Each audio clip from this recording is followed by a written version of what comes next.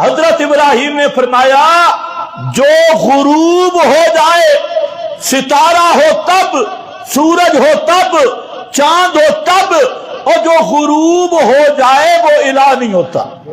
اور جو ایسی ہستی ہو جو اپنے وجود کو بھی تغیر تبدل سے بچا نہ سکے، حوادث سے بچا نہ سکے، اور سب سے بڑا حادثہ موت والا حادثہ، جو اپنے آپ کو موت سے بچا نہ سکے، وہ الہ نہیں۔ الہ وہ ہے، پکارے سننے والا وہ ہے جو ہر قسم کے حادثوں سے پاک، جو ہر قسم کے حوادث سے پاک، جو نیند، اونگ، موت اور اس کے مقدمات سے بھی پاک ہو۔ حضرت ابراہیم نے نکتہ کیا سمجھایا؟ بولو، جس پہ موت آئے وہ پکارے سننے والا، جو غروب ہو وہ پکارے سننے والا، جو غروب ہو وہ سجدوں کے لائق، رکوع کے لائق۔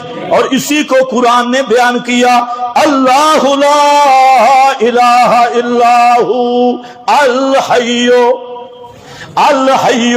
الہ وہ ہوتا ہے جو ہمیشہ زندہ رہے، اور جس پہ موت آ جائے وہ الہ بن سکتا، اس لیے کہ وہ سنتے ہی نہیں۔